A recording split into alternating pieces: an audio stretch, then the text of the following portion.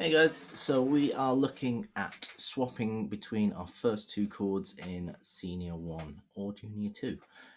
So those are E minor and A minor.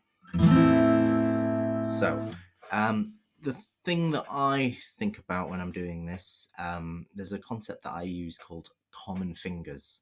And whenever I've got a chord change, this is something that I look for because it makes the transition between the two chords much easier. So I prepared the chord diagram side by side so you can see. Just if anything's unclear here, they're kind of like what you see in your book, but obviously I've just put these together on Zoom.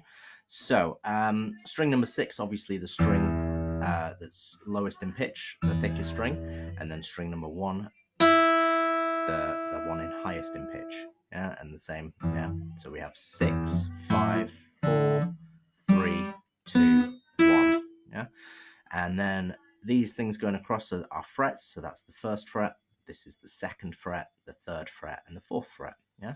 And then the numbers inside these boxes are referring to our fingers. So 1 is our index finger, 2 middle, 3 our ring finger, and 4 is our pinky. And then on top of the chord diagram, we have these circles, which mean play the open string, as well as anything that's fretted, i.e. these two here. And then here on the A minor, you'll see that we have a cross, which means we don't play this string. So in A minor, we don't play string number 6. So we strum the chord from string number 5.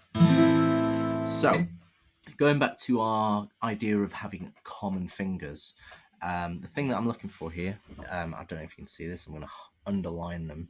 Maybe I'll do it in red. That's a good highlighting sort of thing. Our second finger is on the second fret of string number 4 in our E minor chord, and for our A minor chord, it's also on the second fret of string number 4. Yeah, so it's on the same string on the same fret for both chords. Yeah, so stuff like this can be a little hard to see if they're not side by side, hence why I've got this, and I'll send you the PDF so you can have a look at this too. So I'm going to come off share screen so you can see when I'm changing chords. So this is my E minor chord. I'm focusing on keeping this finger down, yeah, because if I take it off, I have to reposition everything, whereas if I keep it down, I can move my fingers around it and I can form the chord, which makes it much easier to play. Yeah? So we have E minor, we have A minor, and every time this second finger, our middle finger, stays down.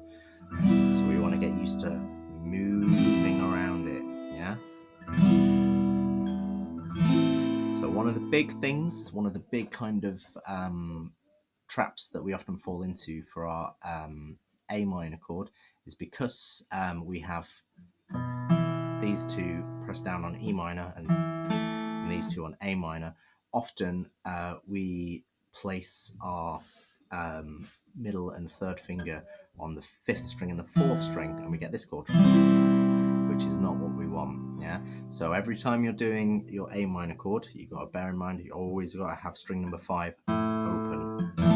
Yeah, but keeping that second finger down will help eliminate that problem. Yeah. So the ways to practice this, stick your metronome on. So where is my metronome? Here it is.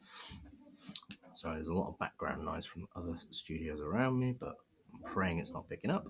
So here's my metronome. So I'm going to pop this on at 60, and I am going to turn that up. So I'm going to play whole notes on each chord. So I'm going to go 1, 2, 3, 4. 1, 2, 3, 4, and then swap. 2, 3, 4. 1, 2, 3, 4. 1, 2, 3, 4. So the idea of this is that you have you strum on beat 1, and then you've got those 3 beats basically to change the chord. And if you can do that, absolutely fine, great, brilliant. Then we move on and we add another strum in. So we do this: 1, 2, 3, 4. So 1, 2, 3, 4, change. 1, 2, 3, 4, change. 1, 2, 3, 4, 1, 2. So what I've done there, I've taken out one of the beats, and now I only have 2 beats to change. Yeah, and if you get comfortable with that, then we add in a third strum, leaving us only one beat to change the chord. 2, 3, 4. 1, 2, 3, 4. 1, 2, 3, 4. 1, 2, 3, 4. 1, 2, 3, 4. So the idea is we want to so we're practicing our chord change, keeping that second finger down the whole time. And then when we get to the point we can do 3 strums comfortably, then we're going to try and strum on every single beat. So it'll sound like this. 1, 2, 3, 4. 1, 2, 3, 4. 1, 2, 3, 4. 1, 2, 3, 4. Just like that. So you might find that your change from, for example, E to A minor, you don't need, 2 beats or 1 beat to change it, but you might need a couple of extra beats to change back. So that's absolutely fine. And to wait till you can do that, obviously, 1, 2, 3, 4, 1, 2, 3, 4, to give you a chance to change back if you need it, or vice versa. So I hope that helps. I'm going to save the PDF from this. So I'll attach that and you'll receive that with this video too. Cool. Have fun and get in touch if you need anything.